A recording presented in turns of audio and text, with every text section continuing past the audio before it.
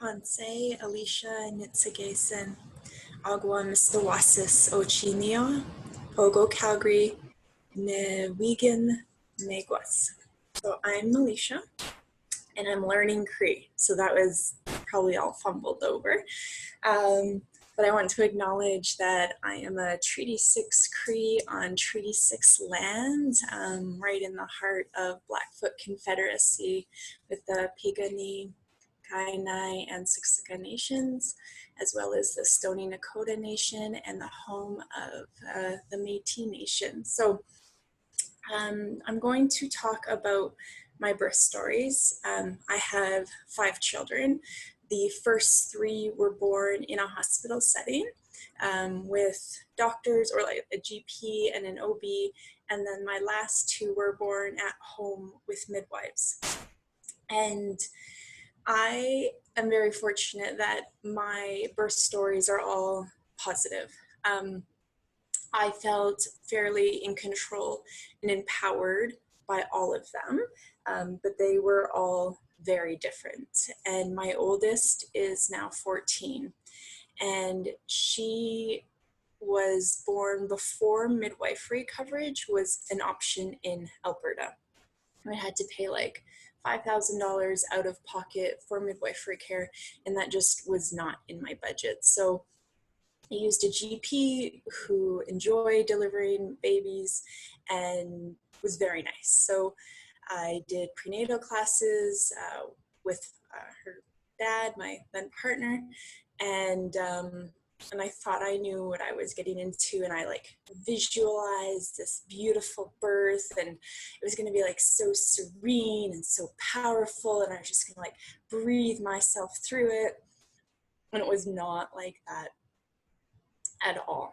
I remember being I'm trying to tell myself, like, the longer that you stay at home, the shorter hopefully the stay at the hospital sort of is, because I remembered reading studies or articles on how transferring from your home into the hospital was how you delayed pregnancy, just sort of that you're in a new atmosphere, new smells, new voices, and it puts your body into protective mode. So it did, and I remember watching a hockey game and like jumping up to the bathroom every 4 minutes when I was having a contraction because I thought I had to go to the bathroom, and then eventually moving back home because I was at my in-laws, and then coming to my mom's house and having like a really nice warm bath and being like, okay, baby, like we can do this.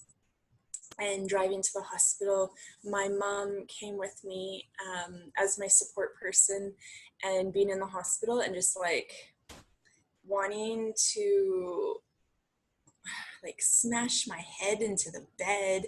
I couldn't take the pressure in my pelvis, and I started being like, you don't have to be strong enough. And then when they tell you you're only like 4 or 5 dilated, you're like, all this work for like nothing. And it was a little bit frustrating, but I was able to stay and get in a room because it was very clearly in labor and moving forward. So the shower was fantastic. I remembered loving that. And the nurses, I don't really have a strong memory of them being super helpful, but I also don't have strong memories of them being rude to me. So that was good. I just remembered kicking the toilet after a while, and her asking, like, do you feel the need to kick or to push when you're doing that? I said, I don't know. I've never done this before.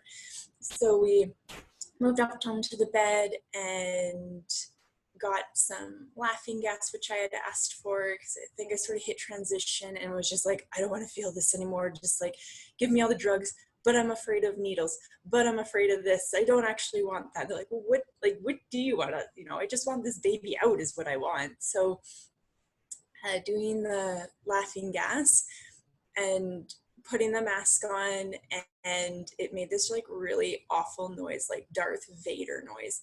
And I panicked. I was like, get this off me. I don't want this. And like my mom's like, no, like this is good for you. This is gonna help you. And her trying to help me. And then the nurses be like, no, like she has to hold it on herself. Nobody can do it. then they realized, and I said, it was making funny noises and I don't like it. So the tank wasn't turned on, that was all. And it really helped with those like peak of my contractions. And then as soon as they said, like, you know, like, you're 10 and you can push, then I was like, take this away from me.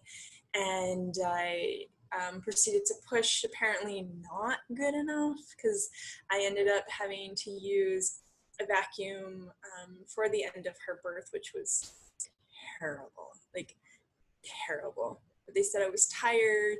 I don't even remember how long I had been pushing for. I don't feel like it was that long, but she was born, and her heart rate kept decelerating with a contraction. So they just wanted baby out. There was pink coats flying. So Skyla was safely born, and I had terrible stitches. They wouldn't even tell me what degree of tearing I had. But my GP at the birth was not comfortable doing the stitches, and I had to have a doctor from the hospital come do it. And I remember like the freezing wearing off like 3 times, and it was awful. So that was my first introduction into having a birth at a hospital with zero cultural inclusion. At the time, like, I didn't even know what a doula was. I actually didn't even know what a birthing doula was probably until a month before I took my training. So that was significant years later. And then I thought, like, well, what else can I do? And I have zero regrets. I felt safe and I felt taken care of at the hospital. Postpartum, maybe not as much. We had troubles with latching and feeding, and I felt like very chastised by the nurses as opposed to encouraged, and trying to get a lactation consultant. It was just timely, so, which we did meet at the house afterwards, but that took some time. And then the next birth was my twins. So midwives were now covered in Alberta, but to have a midwife with twins is not an option.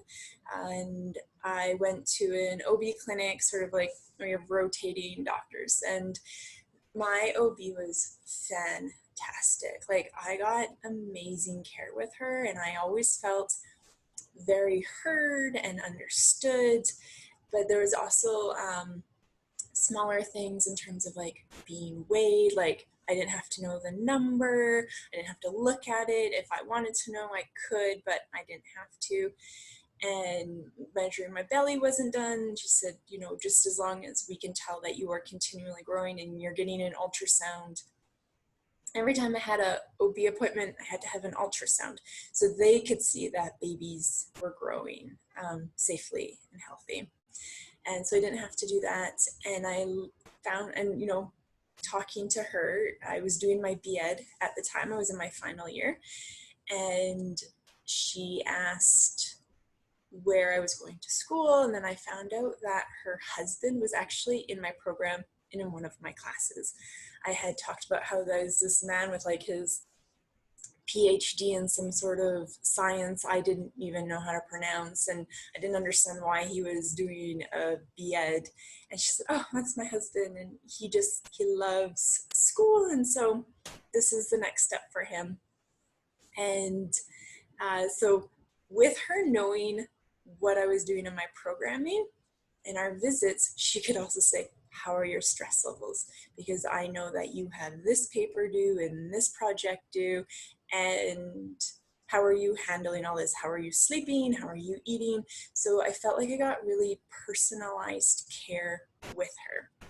And I never felt that my birth was dictated to me, because I had a vaginal birth with my first one. Our dream goal was to have a vaginal birth with both babies as well, and to do it obviously at a hospital setting. She said it would be different, mentally prepared me that it would be in an OR. And I did prenatal classes with my mom's support for twin births, and discovered the differences between a singleton birth and a twin birth in a hospital setting. So I was not surprised when I had to go into an OR to birth versus a laboring room, which was fantastic. And she said, I will do whatever it is that, you know, you want, provided that babies are safe and you're safe. So our ideal situation was 2 vaginal births, but I had to get a epidural, which I was not comfortable with, but she said, you essentially have to get it done because it's always baby B. If something goes very wrong very quickly with baby B and we need to do a impromptu cesarean, you're in the right room, but we need you to be able to have that. So you have to have an epidural. And so I was very anxious about that. And she did alleviate a lot of my fears, getting that done, and that I would be stepped through it. And it was still my choice when to get it done. So if I wanted to wait right until I was 10, before I was about to push, I could wait that long. If I wanted it earlier, I could get it earlier. It was still my decision to make that call as to when I got it done. So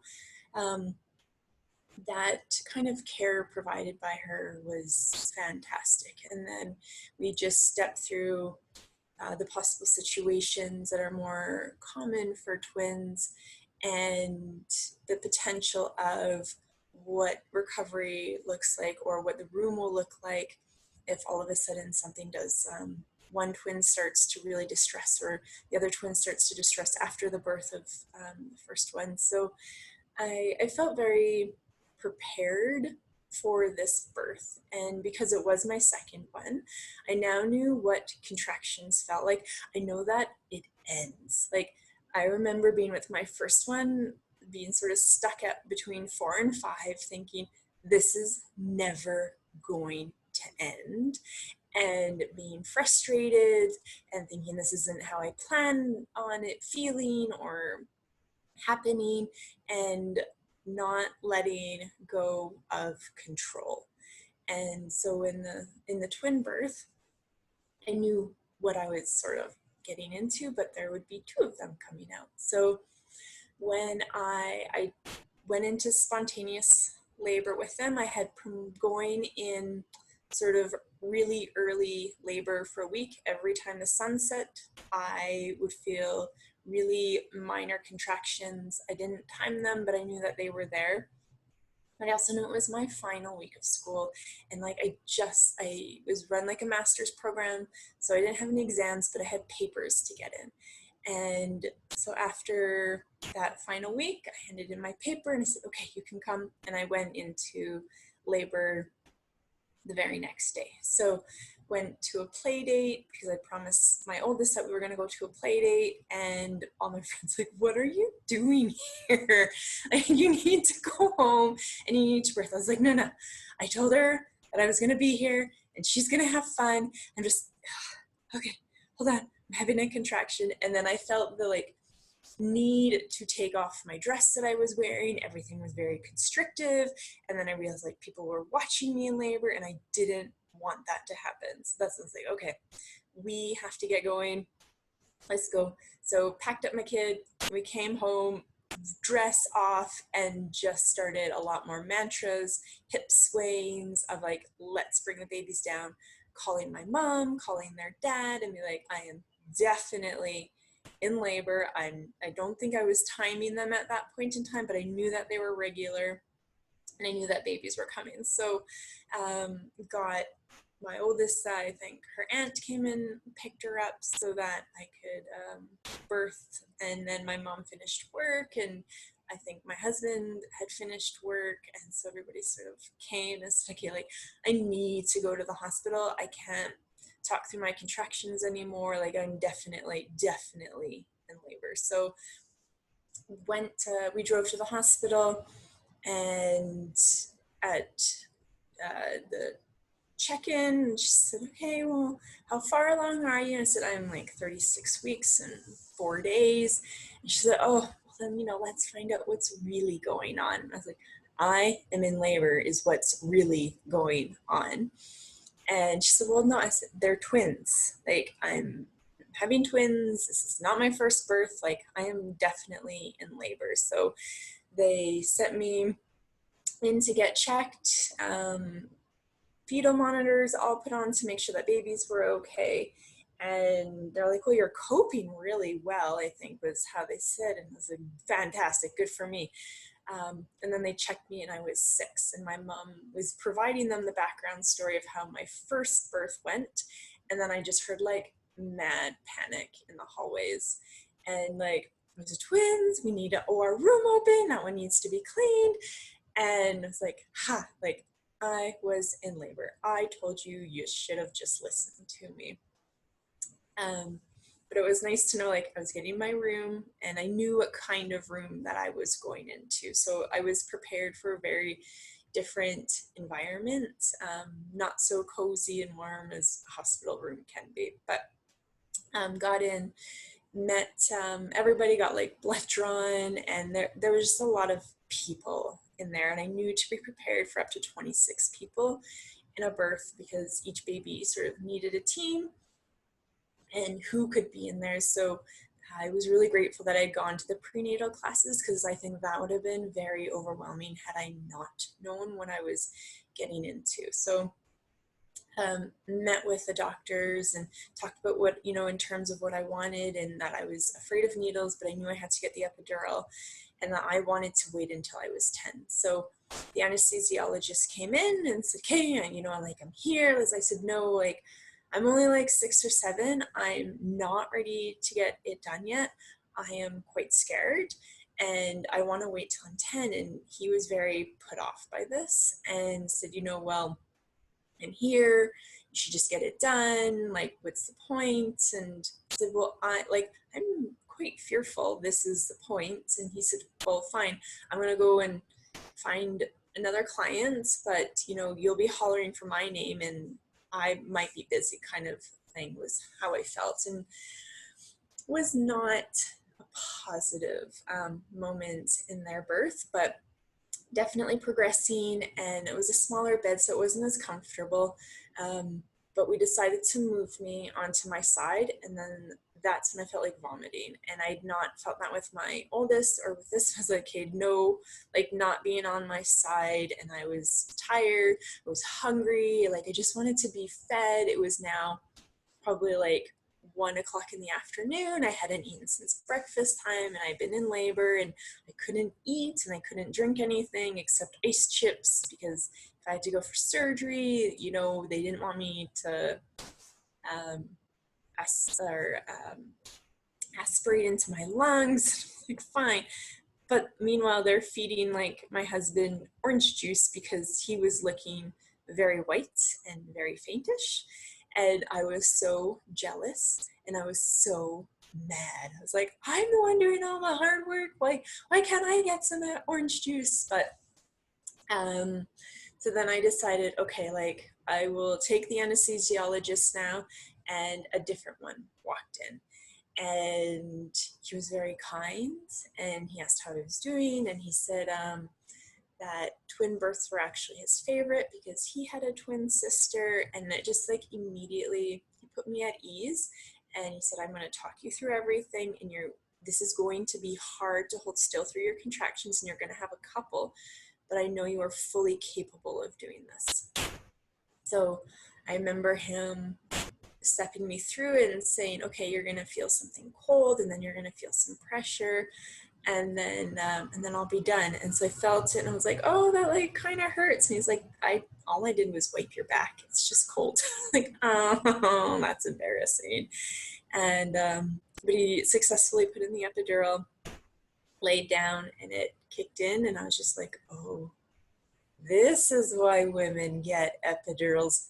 This is fantastic.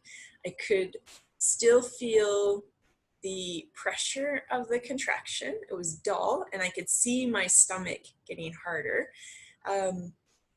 But I knew I was 10.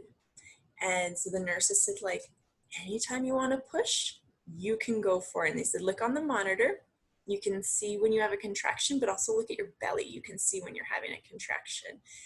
And in sort of between that resting moment of the epidural working and me deciding to push, like, I took in the whole room, and there was a lot of people there, and talking about their weekends, and somebody was having a golf trip, and was somebody able to grab that flight that they wanted to. It's like, oh, this is fantastic. We're all just here for my vagina. Wonderful. Glad I could provide this. And then I was like, okay, let's push the baby out. So we did had some med students who had never seen a twin birth before. I think there was 2 of them in there, and I said that was fine. They could come in, because I always just feel that if I can provide a really good learning opportunity, then why not? And it never felt forced on me, and so I said yes to them being in there. And so the nurse, and I was grateful though, having the experience of my first one. I knew how to push, because in my head I said, if this was like my first time and I had an epidural, I wouldn't know how to explain to my own body how to push, or where to push, and where to feel that pressure, where to direct energy. So I was glad that I had that muscle memory already from my previous birth. So I started pushing, and I felt strong enough to be able to do it. I wasn't particularly thrilled about being on my back, but it felt good. And I remember like how big one of the med students' eyes got. He was like, oh my God, I got babies coming down. So I was like, okay, I'm doing a good job. Like my pushes are working. And I very successfully birthed out baby A, who very quickly peed on the doctor. And they presented me my little olive black-haired baby boy. And which was, I just remember them saying like, you have a boy. And just feeling like, hey, like it's so nice to be able to meet you. And then got wrapped up, and they kind of showed him, and then he went off to his own little team. And I said, okay, baby B, however, is having a party. And you would look down at my stomach, and all you could see was like whooshing back and forth. And they said, okay, we're gonna give this baby a little bit of time to figure out what it wants to do, but not that much, as we do fear cord wrapping around the neck with this much movement. But it's had to share your womb with its twin this whole time. It's not surprising that it's taking the opportunity to have a little party. And so once baby sort of didn't decide to turn head down within a couple of contractions, the doctor said, okay, let's look at the ultrasound, let's see what's going on. And she said, okay, I can't really see anything properly and clearly, so I am going to go get baby, which means you are going to close your eyes because you don't want to see this, and I am going to go get baby, and when I tell you to push, you're going to push. And so, okay, now glad I have this epidural. So she's okay, like, here we go, 1, 2, 3, and went in. I closed my eyes, she told me to push, and I pushed, and out came baby. And so baby B was a little girl. She was like this beautiful little ivory toned, curly blonde haired baby. And I said, are you sure that baby just came out of me? They said, it's a girl. Who then prompted to pee all over the doctor as well. And then she said, now, I may have broke baby's collarbone or arm in this process, or both. So baby's gonna go up to NICU, and we're gonna go see what happened. And I said, okay, so like, I think I sent their dad off to be with baby B. Baby A was fine. And then it just, I remember sort of the room sort of just cleared out. Half team went with the other baby, one team stayed down here, everybody else who didn't have to be in there. And then it was done, and it got really quiet, and I was just like, this is done, like it's done. And got rolled into a waiting room with my delivering doctor, and she's writing her notes, and they were just checking to see how my freezing was coming off. So like, can you feel this on your thigh? Can you feel this in your stomach? How does your ribs feel? as it slowly started to wear off. And then I was like, can I have a sandwich and some orange juice, please? And she's like, oh my God, you haven't eaten in like oh yes, absolutely. Let's get you a sandwich. And so we got to do that. And then after I think sort of my freezing was all like or after the epidural had worn off, went into my recovery room with baby A, and we got to do our first latch and our first feed, which went well. He was like the most fantastic latcher and feeder. And then it was for the next 24 hours that baby B, actually, so London, had to stay in NICU. So thankfully, nothing was broken, but she was like eggplant purple. And seeing her hooked up to all these monitors and these cords, and seeing her like that, she was just so little. Both twins, I think, were 5'11" at birth. Like they were only 5 ounces apart in weight. And she just looked so little and so helpless. And that was really hard to see, but she was well taken care of. Obviously just had a little bit of bilirubin, and that was mostly because of the bruising. And so we just pumped, and but I was able to feed her brother with me in the first night, and it was actually like nice to be able to spend the first 24 hours with just one baby, and then the second baby getting brought down and learning how to latch her was terrible. And we ended up staying in the hospital for I think 5 days, just with her feeding and her levels, and me feeling comfortable enough to be able to feed everybody. So lots of pumping and bottle feeding with her. And then I think about a week being home, I just put her on like breastfeeding boot camp. I was like, this is enough. Like my hands are cracking from doing bottles and breastfeeding your brother and taking care of like this toddler. So I eventually just got her to latch properly and to feed properly. So I was eventually able to tandem feed them and keep them on the same schedule, which was fantastic. Like I love that. So with those 2 births, I didn't find that I had the culture support that I like. It's not that like I wish, and I don't have a longing for it. Like I just didn't even know that it was an option to me. And my elder Sharron was the only one in that time who said, like, I made you this little bundle, and it was almost like soap, and she said, use this it's good for your skin, it's good for baby. And I just remember like feeling really connected, in part having a shower, so that water connection, and then this medicine made by my elder. I just felt like I loved showering in those moments. And she was the one who told me, don't eat cinnamon, because it was used as a medicine to make babies come out if you didn't want them. So she said to avoid that. And I still sweat through all of my pregnancies with her, because it was home, like it was safe, and I didn't think that any harm would come to them.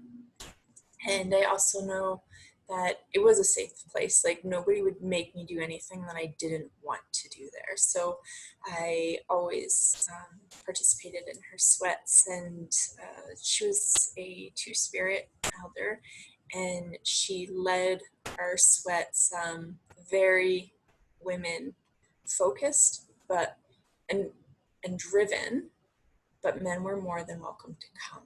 So that was the sort of environment that I grew up in, ceremonially and spiritually, which was really safe, particularly as, so I'm bisexual. So it was a nice environment to be in, where I didn't feel like I had to like necessarily out myself. Like it didn't matter what my sexuality would have been or what my identity would have been, because she ran it that, you sit where you feel you belong, not where you have to be. So it was always a safe environment for me, and that's how I grew up knowing ceremony and lodge. And I'm eternally grateful for her and Barb, who's my closest friend. So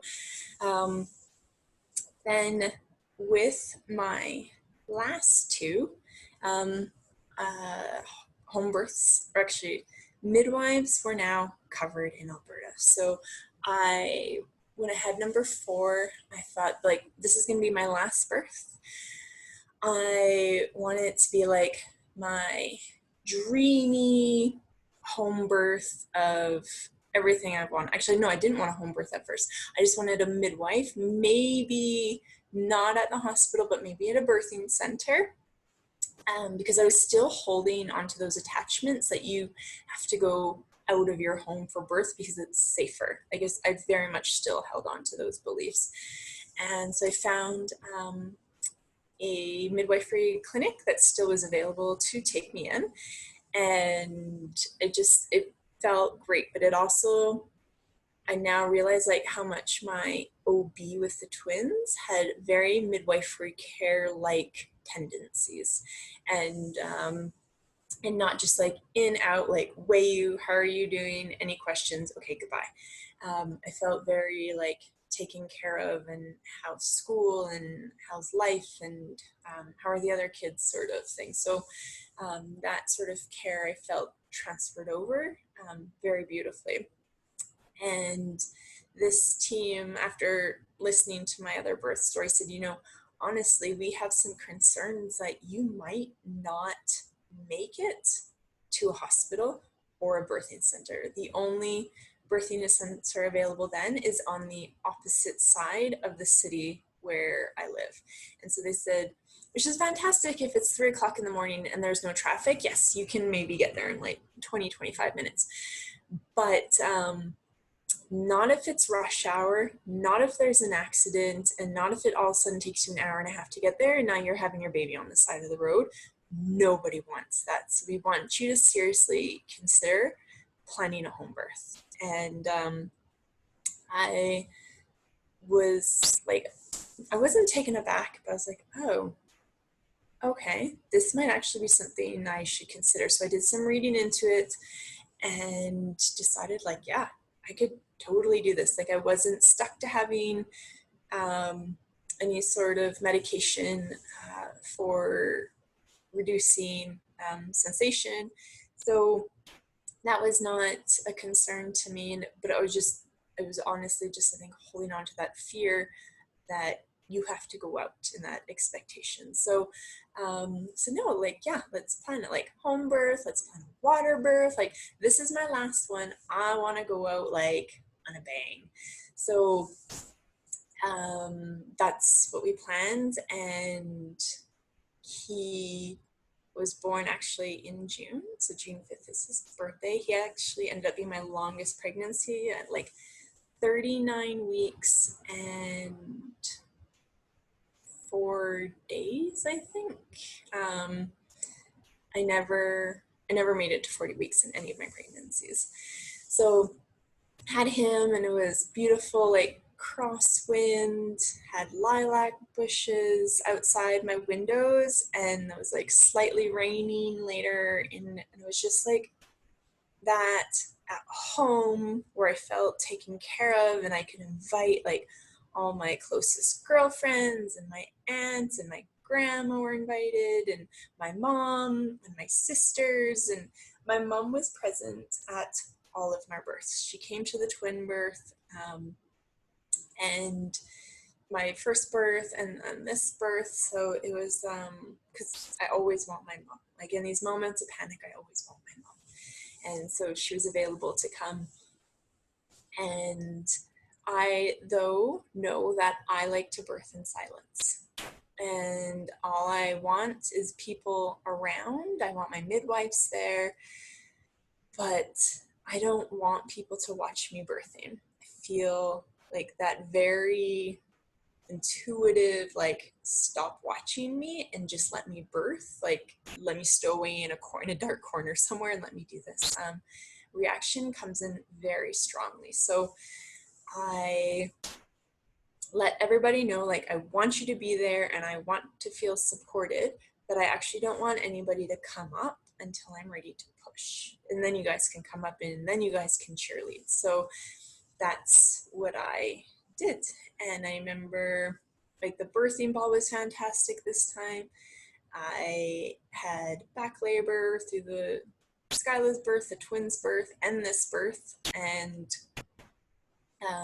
just remember, like, don't ever stop rubbing my back, please. I don't care if it's bright red. Please don't stop putting that counter pressure on.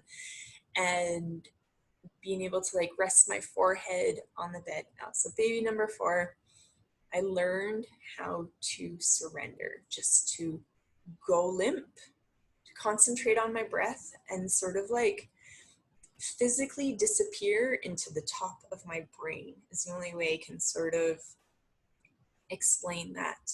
And just let my body do what it needs to do. And I breathe to give it the oxygen it needs to do its job. And doing that for a little while, and then moving into the water. And the water is like magical, fantastic land. And I highly recommend water birth for anybody who is inquisitive about it. Do it. And that sensation of being surrounded in warmth and surrendering to warmth and having, you know, cool cloths being put on my back and on my head. And I remember one of the midwives asking, like, can we touch this blanket? Is it ceremonial or can we use it? And that was the first time I was like, oh, yeah, yeah, that would be something you would ask me. I was like, no, it's just a regular baby blanket. Absolutely, yes, we can use it. But then it was like brought to my attention, like I don't have any ceremony around birth, which was also fine. But I just remember it being a little like, moment. And then also being thankful that it would be respected if it was. I wasn't have to fight anybody for anything. So I got out of the tub after a little while. They checked me and they're like, oh, you could like totally push anytime you want. So I pushed him out very quickly. I think it was like 8 minutes of pushing. I unfortunately did not listen to my midwives when they said just a little push, just a little. I full on pushed, and they're like, no, is that done? And he was born, and my mom caught him, and he was so like, it was just so beautiful to have him in my room with lilacs in the air, and, you know, the gentle rain, surrounded by like my closest friends and my mom and these midwives who encouraged and supported me every moment along the way. Like I can't describe the feeling of just utter magic in his birth, and that was Phoenix. And the ability to go have a shower, to stay in my nice warm bed, to be like hand-fed soup, and to drink my chai latte and my cinnamon buns that my mom always brings to my birth as incentive to push harder. And that's when like I fell in love with midwifery care. And I was like, every woman should have access to this. Every woman should have access to this. And then I thought that was it for my birthing. And then surprise, number 5 came along. And it's a very different, time in my relationship. By the end of it, their dad was not living in the house at that time. And so emotionally, it was much different. And so we were fully prepared as a team for postpartum depression to hit me very hard. I have a history of depression and also postpartum reaction, which I hid, which I really shoved down because I didn't want to be that person, which looking back, like I just wish I could have hugged myself a little bit more and said, get the help, you deserve the help. And we made a plan. Like we had, like my sister-in-laws had a plan, and my mom had a plan, my sisters had a plan, like we all had a plan. And because of that, I actually didn't have a very large postpartum reaction. And I think that's because I knew that I was supported and I knew I was loved, and I asked for help and I received it back. So with him. I remember like calling my midwives from the school library and just being like, I can't believe like this is happening. Like my baby's only 8 months old. Then I found out I was 3 months pregnant already when I found out. And so it was a little bit nerve-wracking, and but my midwives were like, no, we got a spot for you, we got you. And same thing, I said same thing, like home birth and water birth, but I really wanted to have like a full-on water birth because I ended up having Phoenix on my bed. So that was sort of the goal. And 39 weeks too was actually due on Halloween. Like I was actually really excited to have a Halloween baby. It's my mom's favorite holiday. But he came exactly a week early. And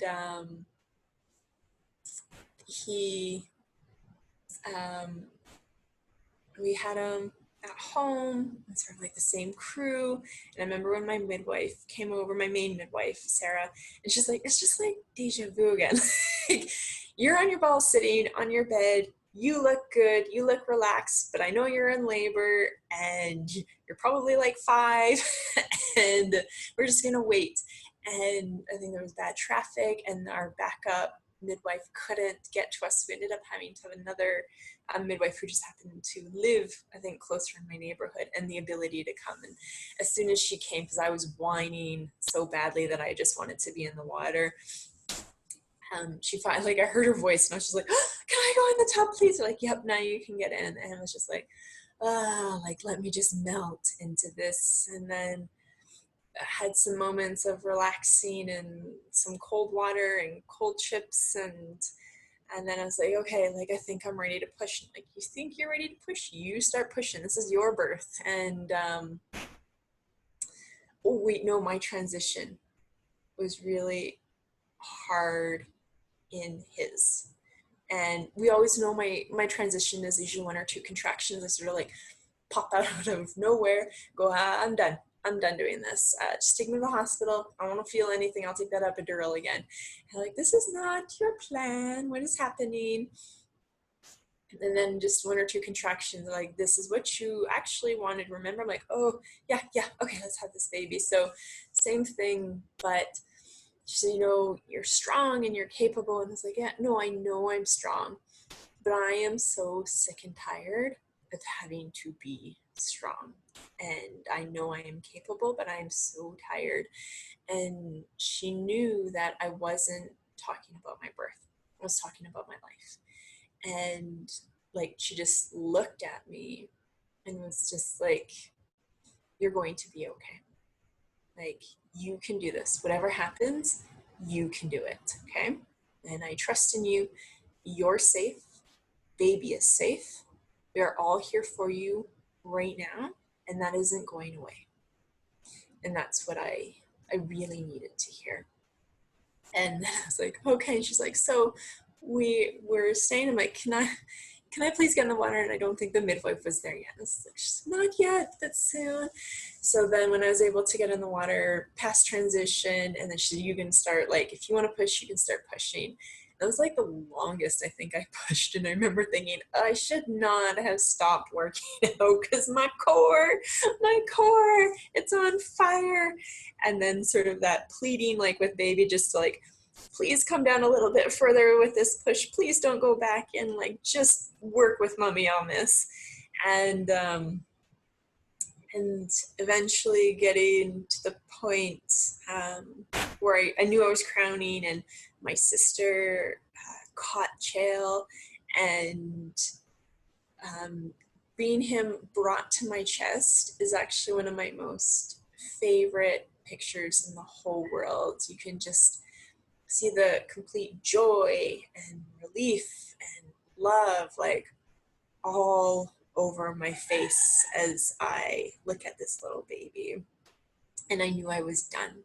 Like, I knew I was done birthing for the rest of my life. And it, you know, ended the way that I essentially really wanted it to end, in this home birth with people who love us, who love my kids, and this midwife team in my home.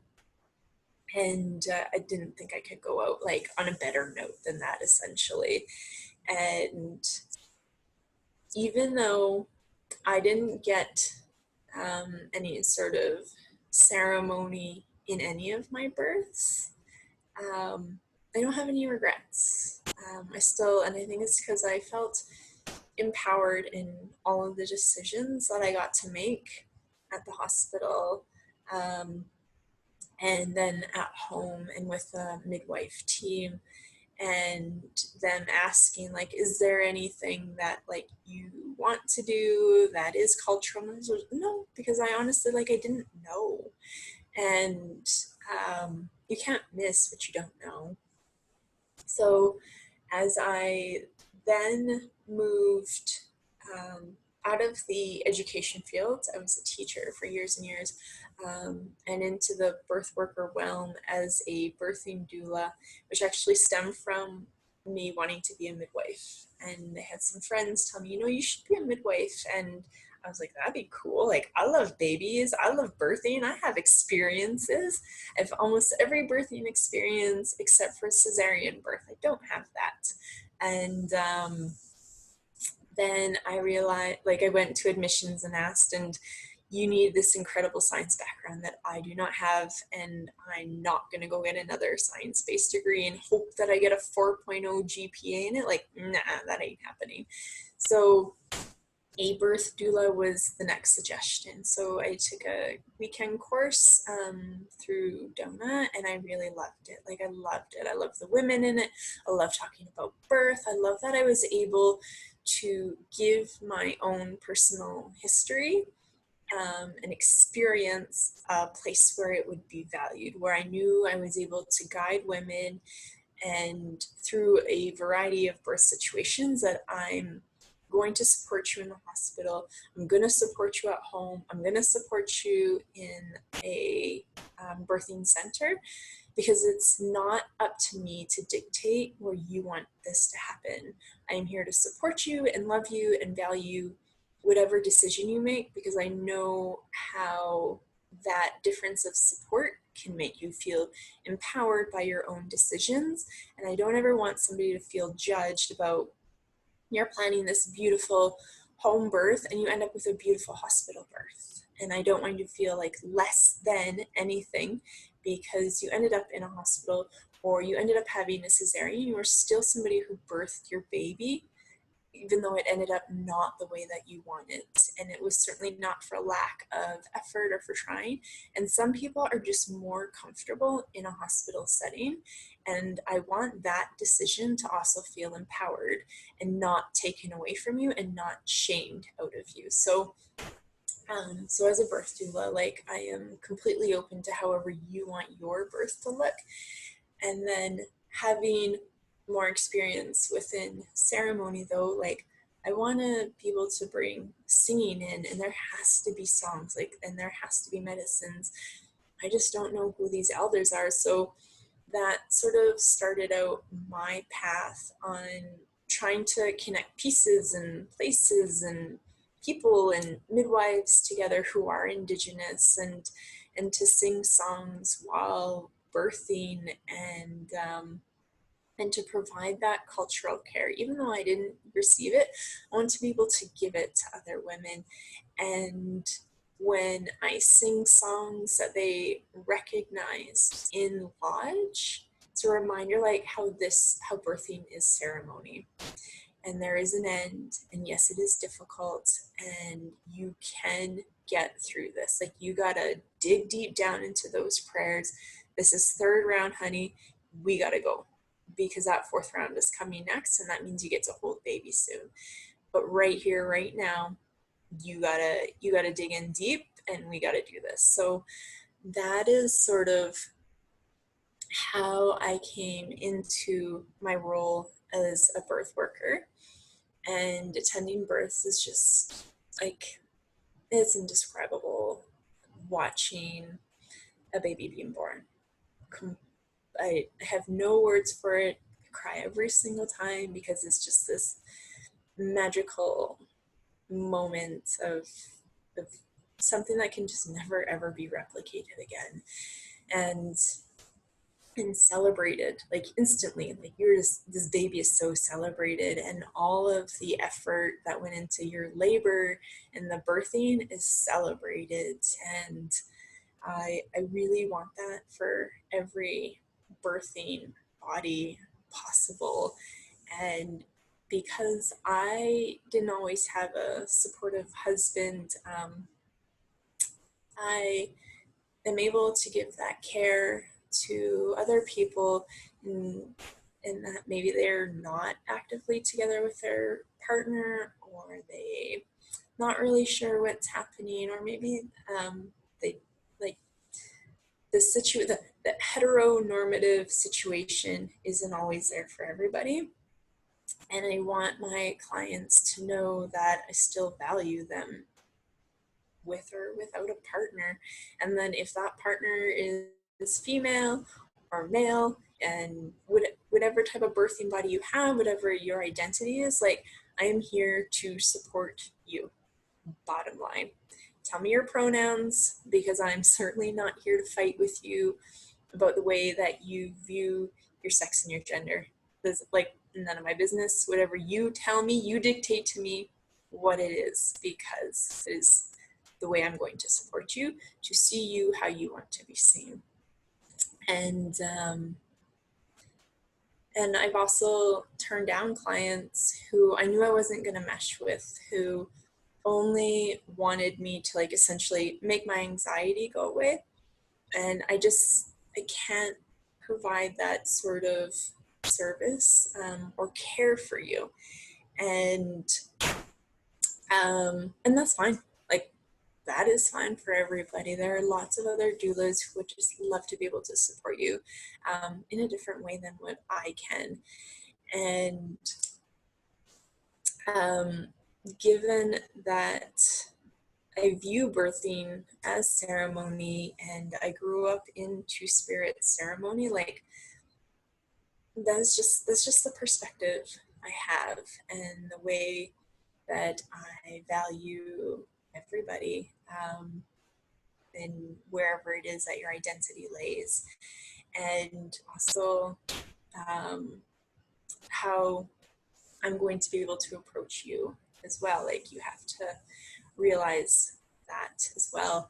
And I will visit you monthly. COVID has thrown a wrench into that, so it's more, Zoom and technology meetings, but the ability to build a relationship with you is really important to me, because it's how I'm able to take care of you while you're vulnerable, without you having to like hold my hand to say, this is what I want you to do. So and also just my presence being supportive to whatever the support system looks like. Like, is it just going to be your partner? You want, like, you got like a whole party happening like I did. So whatever that looks like for you, like, that's what I want to support. And that's how I view my role. I am with you, beside you, guiding you. And like, yes, I have tons of experience. And so I can use that compassion and that empathy and that timing to hopefully guide you through perhaps some of the more hard work that happens in birth. And I also use my own perspective. So I was a home visitor, which I can relate to a lot of other single moms who just need support. So utilizing personal experience for that, and culture coordinator with Alberta Health Services for clients of our community who are in the hospital and just need that sense of like, I can go smudge with you. You want me to sit and pray with you? Do you want me to sit with you while you receive a diagnosis with a doctor, or help you interpret a diagnosis? And in ways that can say, okay, so here's how, like, in your community, who can help you out with like these medicines, this knowledge, this ceremony, but you still need to come and visit your doctor. You still need to take your prescriptions. These two things can coexist, because they're meant to take care of you. It's sort of not one or the other. And given that, you know, I do come from a two-spirit background. I'm able to help families who might need more support that way, or even as an individual who is looking for that safety net, because it's not always a guarantee, particularly in colonized institutions like hospitals. So I hope that I'm able to provide that care and comfort like an auntie would, so that you know you feel cared for and respected and loved and not alone. Like, I don't ever want somebody to feel alone.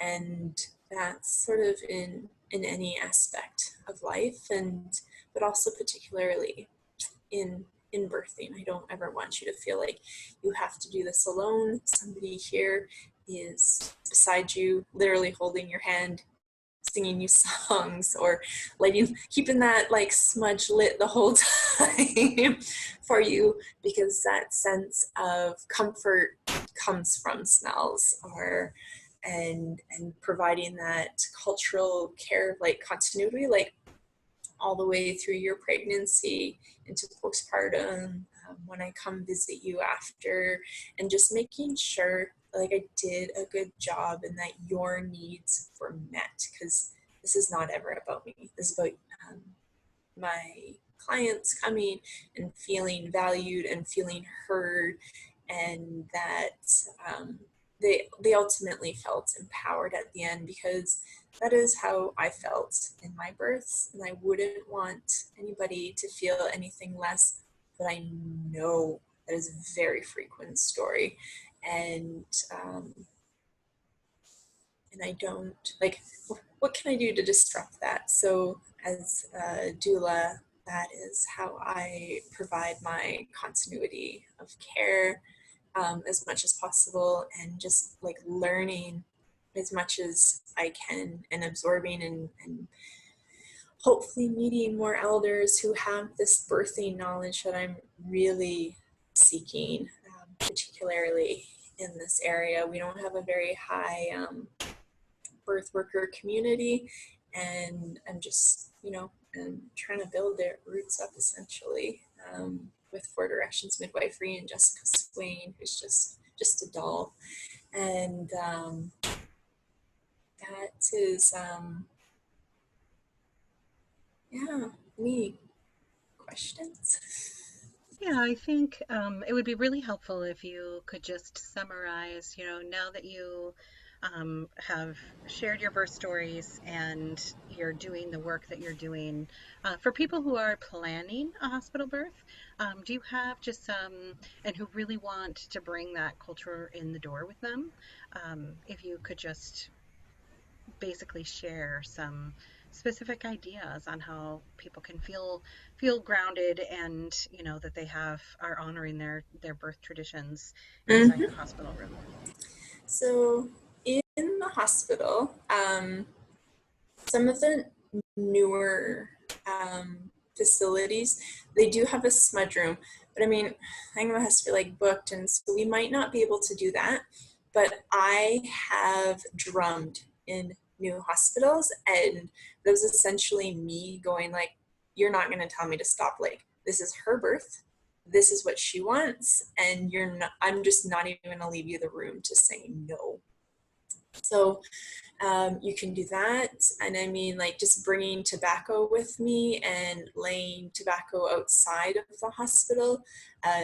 When we decide to go there, that is always something else that you can also do. You can ask for your placenta to be saved, so that you can take it home and decide what you want to do with it. And same with the umbilical cord. If you have any teachings around umbilical cords, you can ask for that to be respected, and it absolutely should be. And if you have a doula care or outside support, make that very clear in your wishes about what you want saved, and that this is like cultural protocol and it needs to be respected. There's no wishy-washy movement in this of we didn't know.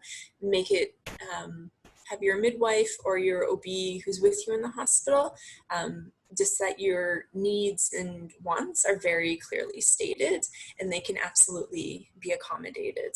You don't have to feel the need to give up anything because you are in a hospital setting. I thank everybody for listening. I'm like, I have a lot of stories. Do you have any thoughts on just the reality that every birth really is different? And that even though you come in with this familiarity and wisdom because you've had this journey before, that it's still different. I mean, even between when you had a handful of months in between your fourth and your fifth baby, your life was different. Yeah, And so, yeah, if you want to just speak to that. absolutely. Like every birth is very different. And I mean, obviously every next birth that you get to do, you bring a little bit more experience with you, you bring a little bit more wisdom with you, and patience to the whole process. There's never a guarantee that it's going to end up the way that I wanted. And there's always, like, in the back of your mind, like, this could end up being a cesarean birth, and things can happen and go awry that I didn't like. You don't get to perfectly plan everything. And I just have to accept that I'm going to do the best that I can. I'm going to do the best that I can to safely bring baby earthside. And that means surrendering to the process. It means listening to my body, and also means like letting your midwife or your OB do their job and follow their instincts and their training, so that we know baby's also doing well and you're doing well, and let it and go from there. And always know that these people care for you very deeply and also care for baby very deeply and want what's best for everybody. So anytime if you have that like sort of very dreamy home birth, and it ends up in a hospital, and then it could potentially end up in cesarean or even like an elected cesarean, like that's fine. That is totally fine as well. And just as long as you feel that you were heard and your opinion was valued, and that you weren't like having to suddenly fight tooth and nail for something that you wanted, um, I think that that's super important. And that every birth is going to be different. For people who will be listening to this that are currently pregnant and preparing for their postpartum and for breastfeeding, do you have any thoughts or wisdom? I always like to bring that up, that a lot of energy towards pregnancy and often not nearly the extent of attention or planning is given to, all those other days. Yes.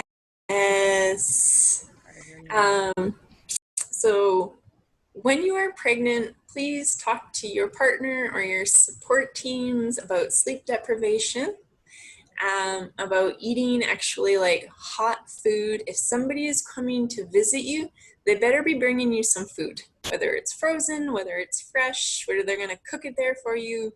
Like, set these expectations and boundaries up on your home visitors too, that you also still need to be taken care of. Like, you just had a baby. And also with your like newfound family, how are you going to deal with people who have maybe just a little bit of a cold, but we still want to pop by and see baby? How are you going to handle these conversations, and where do your boundaries lie, and how do you stick to them together? And figure that out way before baby comes, and you're not having these conversations very, very sleep deprived, and possibly like with some higher postpartum reactions, and feeling very, just very sensitive to everything. And um, even like nighttime feeds, whether or not you're chest feeding or bottle feeding, like maybe figure out what that is also going to look at you, because maybe you really, really want like most people want chest feeding or breastfeeding to go so beautifully. But if it doesn't, and you end up pumping and bottle feeding, what does that support sound like and look like for everybody involved? And how do you like reduce any shame that sort of comes up, maybe feeling a failure in that arena? And what are the other things? Sleep, like just if you're both home, who's napping, when baby's napping, and who's cooking, who's running out to get groceries? Is it an outside person? Are you comfortable feeling at home by yourself for even an hour? Because some people like really, really might not feel comfortable being left alone with baby, and that's also okay. That like maternal instinct doesn't always kick in that hard with some people, and that's fine too. And it's just, how do you speak up for your needs, and how do you get them met? But a lot of these conversations should definitely be held before baby comes. And I was, oh yeah, just some sleepers. You need like sleepers, diapers, little wipes. That's like, and baby blankets. I was like, don't go like crazy buying everything. Stick with some basics. You can add later. There was we've done several different episodes on just the importance of food and nutrition for both pregnancy to when the first foods you're sharing with your baby. And one of the participants wrote that they encourage families to bring culturally appropriate foods into the Mm-hmm. hospital setting. And so I'd just love to talk about what those might look like for people, and also why it might be important. I want to just say that there are a lot of smells and sounds and surfaces and people and voices and things like that that are in the hospital setting, and that the more you can bring the things that bring you comfort and grounding and familiarity, um, then that's going to help counter and help you feel just that you're surrounded in all the things that are nurturing to you. And so, Mm, food is absolutely one of those things. And I do a lot of global health work and I travel extensively. And that's one of the first things that, we find out. And there's traditions everywhere on what to feed postpartum families. And, you know, steadily it is about just deep nutrition. It's about deep nutrition. It's about things that bring warmth and life, into their body to help them in their healing. And so I'm just curious if you want to share some of these foods, and, the people on the that are muted right now, feel free to also share some of the things that you would recommend for people to bring to postpartum, not just into the hospital, because so often that's not allowed, especially in labor, but just for a really nurtured and nourishing postpartum. So, how about you, Alycia? What did you really, really want when you gave birth? all I wanted was cinnamon buns and chai tea because I was told not to eat cinnamon while pregnant. It was all I wanted. It was a hot cinnamon bun. So my mom would bring like a 9 pack and I would eat them all quite happily with my like venti chai latte. Um, but I always think like other foods that are really nice is like uh, smoked salmon and our blueberries, and or like blueberry soups, and those things that you often eat in ceremony um, are really like, they bring you home. They remind you that you're safe. They remind you that you're sort of like done this portion. And often that means like somebody from your ceremony family has come and visited you and checked up on you, and um, that just makes you feel loved and valued, and how important your community is to you. And does that also look like a really big like elk steak and mashed potatoes and fry bread? Like whatever it looks like to you, I would just text that off to somebody like, bring me this because I don't want to eat hospital food.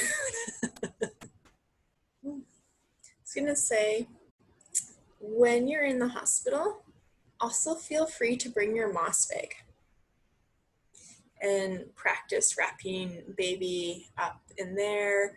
I know it is still met with hesitation in a lot of the hospitals here, but our people have been doing it since time interim. So I would encourage you to practice using it at the hospital and learning how to feed baby in it or just hold baby in it, using it as while baby's napping in between, while maybe you have a shower, and familiarizing yourself with using your moss bag. Would you like to share anything about, your about traditions or advice for the placenta ceremonies? This is actually an area I wish I had way more knowledge on. My knowledge is pretty limited to watching documentaries or listening to other women's stories and making sure that it does come home with them, and then either picking a spot where the child knows home is, and um, whether that means the home that you're currently living in, like this land is yours, or does it mean your home res or a family camp, wherever sort of like your family lineage lays. And if you aren't sure what placental ceremony you might have not known about, like you can always save it in your freezer. Like don't be afraid to just hold on to it and seek out um, elders from your communities and just ask, like, was there any protocol, was there any ceremony, because maybe you feel really drawn to do something. So don't feel like you have to rush into it. Hold on to it, freeze it, and then seek that knowledge that you want.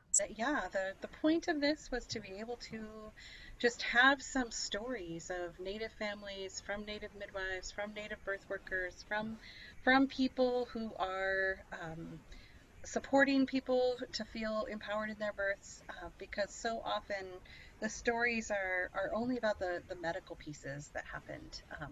They're not about the heart of people's journey and what they're experiencing.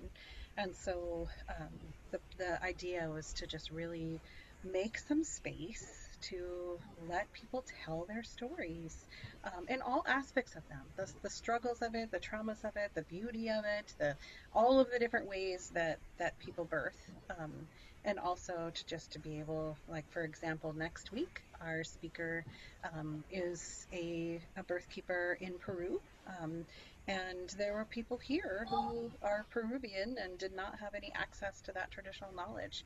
And so being able to also just hear from knowledge keepers, and from people who are in this work and are currently birthing, is also just helping to support people, to birth in the way that they want to, um, Mm-hmm. and to bring traditions back in their communities, and to understand that birth is so much more than a medical event. It's so much more than a family event. It's about our communities and our traditions, and in all of these realms of the spirit as well. And so that's the space that's been created with these Zoomcasts, and they'll be different every week. So I hope to see people again. Sometimes we have 100 people, and sometimes we have a couple, and it's all fine. But I want to thank you, Alycia, for being here today. Thank you for giving me this space and to share my stories. And I often forget, like my babies are now like 14, like my oldest is 14, and these stories are starting to get old and I don't remember the details like I used to. And a lot of the shift has gone into being a birth worker, and that motherhood component has really been pushed second. So I want to thank you for the opportunity to share my motheringhood stories, and I really appreciate it. Thank you.